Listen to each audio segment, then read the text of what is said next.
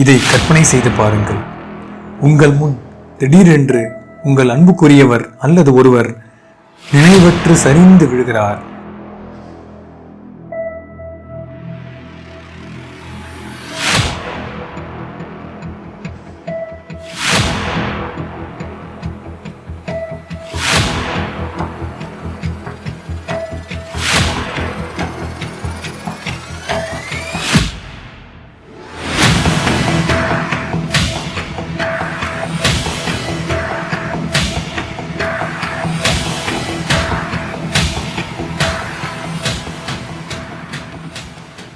அவசர ஊர்தி வருவதற்கு முன்னே அவரை காப்பாற்றும் சூப்பர் பவர் உங்கள் கைகளில் இருந்தால் நன்றாக இருக்கும் அல்லவா? அந்த சக்தி CPR, கார்டியோ பல்மனரி ரிசக்சிடேஷன், அதாவது இதயம் மற்றும் நுரையீரல் மீட்டெடுத்தல். இது போன்ற சூழ்நிலைகளில் நமது மக்களுக்கு தெரிந்தது எல்லாம் பாதிக்கப்பட்டவரின் முகத்தில் தண்ணீர் தெளிப்பது, அவரை உட்கார வைக்க முயற்சிப்பது, அவரது வாயில் தண்ணீர் ஊற்றுவது. ஒருவேளை பாதிக்கப்பட்டவருக்கு இதயம் பாதிக்கப்பட்டு இருந்தால் இவ்வாறு செய்வது எந்த வகையிலும் உதவப் போவதில்லை. மேலும் மூளையின் பாதிப்பை மேலும் அதிகப்படுத்தும். நுரையீரலில் நீர் சென்று சேர வாய்ப்பும் உள்ளது. ஒரு மனிதனின் இதய துடிப்பும் மூச்சும் நின்ற ஒரு சில நிமிடங்களில் மூளை செல்கள் இறங்க தொடங்குவதால் ஒவ்வொரு நிமிட தாமதத்திற்கும் அவர் உயிர் பிழைப்பதற்கான வாய்ப்பு 10% குறைந்து கொண்டே வருகிறது. ஒவ்வொரு வருடமும் இந்தியாவில் 7.5 லட்சம் பேர் திடீர் மாரடைப்பால் இறக்கின்றனர். இதில் 80% மேலாக மருத்துவமனைக்கு வெளியே நடக்கின்றது. சரியான நேரத்தில் கொடுக்கப்படும் சரியான CPR மாரடைப்பால் பாதிக்கப்பட்டவரின் உயிர் பிழைக்கும் விகிதத்தை இரட்டிப்பாக்கும் வல்லமை கொண்டது. இவ்வளவு சக்தி வாய்ந்த மற்றவர்களுக்கு உயிர் கொடுக்கும் CPR இந்தியாவில் 2% மக்களுக்கு மட்டுமே தெரிந்துள்ளது என்பது மிகப்பெரிய வருத்தமளிக்கும் ஒன்றாகும். ஆனால் கவலை வேண்டாம், இந்த நிலைமையை மாற்ற இந்திய மருத்துவர்கள் சங்கம் முடிவு செய்துள்ளது. தமிழ்நாடு முழுக்க உள்ள மக்களுக்கு மந்திரம் போல செயல்படும் இந்த CPR முறையை கற்றுக் கொடுக்க உறுதி பூண்டுள்ளது. அனைவருக்கும் வணக்கம். இன்றைய காலகட்டத்துல கார்டியாக் அரெஸ்ட், அதாவது இதய துடிப்பு நின்று போறது யாருக்கு வேணாலும் ஏற்படலாம். அதிலும் குறிப்பாக ரத்த கொதிப்பு, சர்க்கரை வியாதி, ஹார்ட் வியாதி உள்ளவங்க, பல விபத்துல சிக்கியவர்கள், கரண்ட் ஷாக் அடிச்சவங்க, தண்ணீர்ல மூழ்கினவங்க, யாருக்கு வேணாலும் இந்த இதய துடிப்பு உடனே நின்று போறதுக்கு வாய்ப்பு இருக்கு. அது வீட்டுல நடக்கலாம், ரோட்ல நடக்கலாம், பஜார்ல நடக்கலாம், கடையில நடக்கலாம், எங்க வேணாலும் நடக்கலாம். அந்த மாதிரி ஒருத்தர் மூச்சு பேச்சு இல்லாம விழும்போது நம்ம என்ன பண்றோம்? உடனே 108 ஆம்புலன்ஸுக்கு ஃபோன் பண்றோம்.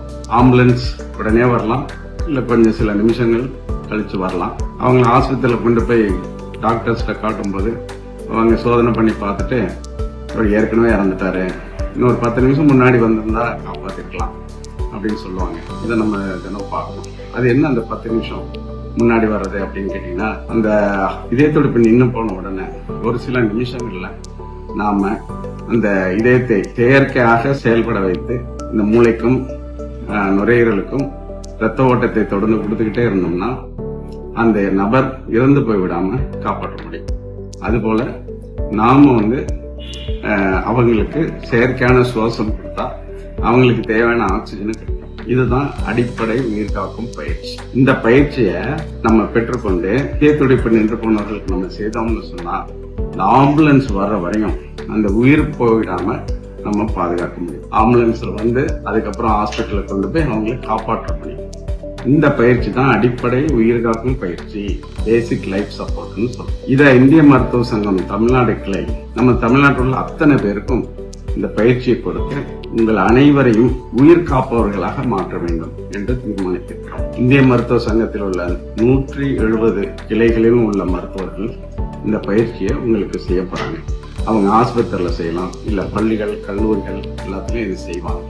இந்த பயிற்சியை செய்வதன் மூலம் நம்ம நாட்டில் அத்தனை பேருக்கும் இந்த அடிப்படை உயிர் காக்கும் பயிற்சி கண்டிப்பாக தெரியும். அதன் மூலம் நீங்க உங்க உறவினர்கள், உங்க நண்பர்கள் போன்ற பல இன்னுயிர்களை காக்கக்கூடிய திறமை பெற்றவர்களாக கண்டிப்பாக மாறுவீர்கள். இந்த உயிரை காக்கக்கூடிய வாய்ப்பு எப்போதாவது தான் உங்களுக்கு வரும்.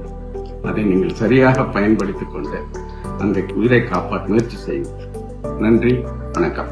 இந்த வீடியோவை முழுமையாக பாருங்கள். முதலில் தெரிந்து கொள்ள வேண்டியது CPR, அதாவது கார்டியோ பல்மனரி ரிசக்சிடேஷன் எவ்வாறு செயல்படுகிறது. ஒரு நபர் உயிருடன் இருக்க அவரது இதயம் சரியாக இயங்கி இரத்த ஓட்டம், மூளை மற்றும் பிற முக்கிய உறுப்புகளுக்கு ஆக்சிஜன் மற்றும் அத்தியாவசிய ஊட்டச்சத்துக்களை வழங்க வேண்டும் மற்றும் நுரையீரல் சரியாக சுவாசிக்க வேண்டும். ஏதேனும் ஒரு காரணத்தால் நுரையீரல் மற்றும் இதயம் நின்றுவிட்டால் வெளிப்புறத்தில் இருந்து மார்பினை அழுத்தி மற்றும் வாய் வழியாக மூச்சு கொடுத்து தானாக செயல்படாத இதயம் மற்றும் நுரையீரலை செயல்பட வைப்பதே சிபிஆர். மருத்துவமனைக்கு செல்லும் வரை அருகில் இருப்பவர் சிபிஆர் சரியாக செய்வதன் மூலம் அந்த நபரை காப்பாற்ற வைக்க முடியும். சிபிஆர் உங்களை ஆச்சரியப்படுத்துகிறது அல்லவா? வாருங்கள், அதை எவ்வாறு சரியாக செய்வது என்பதை தெரிந்து கொள்வோம். முதலில் எந்த சூழ்நிலையில் சிபிஆர் செய்ய வேண்டும்? திடீரென்று நினைவற்று சரிந்து விழுந்த ஒருவருக்கு நாடி துடிப்போ இதய துடிப்போ இல்லை, சுவாசிக்கவில்லை அல்லது அசாதாரண மூச்சு விடுதல் அல்லது மேலோட்டமான மூச்சு விடுதல், இவர்களுக்கு சிபிஆர் கட்டாயம் செய்ய வேண்டும். ஒருவர் சரியாக மூச்சு விடுகிறார் என்று எவ்வாறு சரிபார்ப்பது? அவரது மார்பு மற்றும் வயிறு மேலெழும்பி இறங்குகிறதா என்பதை கவனிக்க வேண்டும்.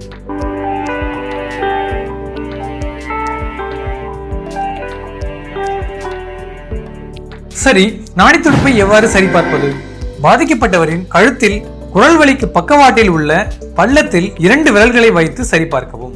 ஒரு வலுவான சீரான நாடி துடிப்பு இருக்கிறதா என்று பார்க்க வேண்டும். சரியான நாடி துடிப்பு எவ்வாறு இருக்கும் என்று தெரிந்து கொள்ள நீங்களே உங்களுக்கு வைத்து பாருங்கள். உங்கள் 2 விரல்களை எடுத்துக்கொண்டு உங்கள் குரல் வலிக்கு மேல் வைத்து லேசாக பின் சென்றால் அங்கே உள்ள பள்ளத்தில் உங்கள் துடிப்பை உணர முடியும். இது போன்ற சீரான துடிப்பு இல்லை என்றால் அவருக்கு சிபிஆர் தேவை. எவ்வாறு சிபிஆர் சரியான வழிமுறைப்படி செய்வது என்று தெரிந்து கொள்ளலாம். முதல் மற்றும் முக்கியமான படி, உங்களுக்கோ அல்லது பாதிக்கப்பட்டவருக்கோ மேலும் பாதிப்பு ஏற்படும்படி சூழ்நிலைகள் சுற்றி இருந்தால் அதனை முதலில் சரி செய்யுங்கள். அவரது தோள்களை மெல்ல அசைத்து அவரிடம் பேச முயற்சி செய்யுங்கள். பதில் கூறுகிறாரா என்று பாருங்கள். அவருக்கு கழுத்து எலும்பு அடிபட்டு இருக்க வாய்ப்பு உண்டெனில் கழுத்தினையும் தோள்பட்டனையும் அழுங்காமல் குலுங்காமல் மிகவும் கவனமாக கையாள வேண்டும். அடுத்து நான் மேற்சொன்னபடி அவரது மூச்சினையும் இதய துடிப்பினையும் பார்க்கவும். இதனை செய்ய மொத்தமாக 10 நொடிகளுக்கு மேல் எடுத்துக்கொள்ளாதீர்கள். ஒவ்வொரு நொடியும் முக்கியமானது. நிதானமாக இருங்கள், அதே சமயத்தில் வேகமாக செயல்படுங்கள். அவருக்கு நாடி துடிப்பு இல்லை அல்லது சரியாக மூச்சு விடவில்லை எனில் சிபிஆர் செய்ய தயாராகுங்கள். முதல் படியாக மற்றவர்களை உதவிக்கு அழையுங்கள். தயக்கம் வேண்டாம், கூக்குரலிடுங்கள். 108ஐ அழைத்துக் கொண்டே சிபிஆரை தொடங்குங்கள். பாதிக்கப்பட்டவரை ஒரு கடினமான தரைத்தளத்தில் கிடத்தி பாதிக்கப்பட்டவரின் அருகில் பக்கவாட்டில் மண்டியிடவும். ஒரு கையின் பாதத்தை அவரது மார்பகத்தில் மத்தியில் வைத்து உங்கள் மற்றொரு கையினை அதன் மேல் வைத்து விரல்களை இணைக்கவும். உங்களுடைய முழங்கை மூட்டு மடங்காமல் நேராக இருக்க வேண்டும். பிறகு உங்கள் உடலின் இடையினை பயன்படுத்தி வினாடிக்கு 2 அழுத்து என்ற விகிதத்தில் முதலில் 30 அழுத்தத்தினை கொடுங்கள். நிமிடத்திற்கு 100 முதல் 120 வரை இலக்கு. அந்த நபரின் மார்பகம் சுமார் 5 சென்டிமீட்டர் கீழே இறங்கி ஏற வேண்டும். ஒவ்வொரு அழுத்தத்திலும் மார்பு முழுமையாக மேலெழும்புவதை உறுதி செய்யுங்கள். 30 அழுத்தத்திற்கு பிறகு 2 மூச்சு காற்று கொடுக்க வேண்டும். அதற்கு அவரின் தலையை சிறிது பின்னால் சாய்த்து மூக்கை 2 விரல்களால் அடைத்துக் கொண்டு உங்கள் வாயை அவரின் வாய் மேல் வைத்து அடைத்து 2 மூச்சை கொடுங்கள். அவருடைய மார்பு எழுவதை உறுதி செய்யுங்கள். இந்த 2 செயல்முறைகளையும் சுழற்சி முறையில் மீண்டும் மீண்டும் செய்ய வேண்டும். 30, 2 என்ற எண்களை நன்றாக நினைவில் கொள்ளுங்கள். சரி, சிபிஆர் எவ்வாறு செய்வது என்பது தெரிந்தாகிவிட்டது. எவ்வளவு நேரம் சிபிஆர் செய்ய வேண்டும்? நிபுணத்துவ உதவி வரும் வரை அல்லது அந்த நபர் மருத்துவமனை சென்று சேரும் வரை இந்த சிபிஆர் கொடுக்கப்பட வேண்டும். அல்லது சிபிஆர் கொடுத்த பிறகு அவருடைய சுவாசம் மற்றும் துடிப்பு சீராக இருக்கும் வரை தொடர்ந்து சிபிஆர் கொடுக்கப்பட வேண்டும். அவருடைய சுவாசம் மற்றும் துடிப்பு சீராக திரும்பி விட்டது என்று எப்படி தெரிந்து கொள்வது? அதற்கு ஒவ்வொரு 2 நிமிடத்திற்கும் சிபிஆரை நிறுத்தி ஒரு சில வினாடிகளில் அவருடைய சுவாசம் மற்றும் இதய துடிப்பு சீராக திரும்பி விட்டதா என்று பார்த்து கொண்டே இருக்க வேண்டும். சிபிஆரை பற்றி முழுமையாக தெரிந்து கொண்டீர்கள் இல்லையா? இல்லை, இன்னும் சில முக்கியமான குறிப்புகள் இங்கே தெரிந்து கொள்ள வேண்டும். சிபிஆர் என்பது கொடுப்பவருக்கு மிகவும் தளர்ச்சி மற்றும் சோர்வு கொடுக்கக்கூடிய செயலாகும். ஒருவரால் மட்டுமே மருத்துவமனை செல்லும் வரை சிபிஆர் கொடுக்கவே முடியாது. சில தருணங்களில் 30 நிமிடங்களுக்கு மேல் சிபிஆர் கொடுக்க வேண்டியிருக்கும். அதனால் சிபிஆர் ஆரம்பிக்கும் பொழுதே உதவிக்காக யாரேனும் இருப்பின் மூச்சு கொடுப்பது மற்றும் நெஞ்சு அழுத்தம் கொடுப்பதை மாறி மாறி 2 நிமிடங்களுக்கு ஒரு முறை சுழற்சி முறையில் மாற்றிக்கொள்ளுங்கள். சிபிஆர் செய்கின்ற பொழுது ஏற்படும் சத்தங்களை வைத்து ஒரு சில பேர் விழா எலும்புகள் உடைந்து விட்டதோ என்று எண்ணி சிபிஆர் செய்வதை நிறுத்திவிடுவர். பாதிக்கப்பட்டவர் வாழ்வா சாவா என்ற தருணத்தில் இருப்பதால் எக்காரணத்தை கொண்டும் சிபிஆர் செய்வதை நிறுத்த வேண்டாம். விழா எலும்புகள் உடைந்திருந்தாலும் கூட அவர் உயிர் பிழைத்த பின் தாராளமாக சரி செய்து கொள்ளலாம். உங்களுக்கு மூச்சு கொடுப்ப தயக்கமாக இருந்தால் நெஞ்சு அழுத்தம் மட்டுமாவது தொடர்ந்து கொடுத்து கொண்டிருங்கள். இது அவரது உயிர் பிழைக்கும் விகிதத்தை அதிகப்படுத்தும். அடுத்து ஒரு முக்கியமான குறிப்பு. சிறு குழந்தைகள், அதாவது கை குழந்தைகளுக்கு சிபிஆர் கொடுக்கும் பொழுது ஒரு சில மாற்றங்கள் உண்டு. அதனை தெளிவாக தெரிந்து கொள்ளுங்கள். முழு கையை பயன்படுத்த வேண்டாம், 2 விரல்களை பயன்படுத்தினால் போதும். இரண்டாவது, அழுத்தம் கொடுக்கும் பொழுது மற்றவர்களுக்கு 2 இன்ச், அதாவது 5 சென்டிமீட்டர் மார்பகம் உள்ளே அழுத்த வேண்டும். ஆனால் கை குழந்தைகளுக்கு 4 சென்டிமீட்டர் அழுத்தினால் போதுமானது. அதாவது அவர் மார்பக விட்டத்தில் 1/3 பங்கு. சரி, சிபிஆர் கொடுத்தாகிவிட்டது. கொடுத்து கொண்டிருக்கும் பொழுதே அவர் மூச்சும் இதய துடிப்பும் சீராகிவிட்டது. இப்பொழுது என்ன செய்ய வேண்டும்? கொடுக்கப்பட்ட சிபிஆரில் ஒருவருக்கு தனிச்சையாக மூச்சும் இதய துடிப்பும் வந்துவிட்டால் அவரை உடனே ரெக்கவரி பொசிஷனுக்கு மாற்றி கிடத்துங்கள்.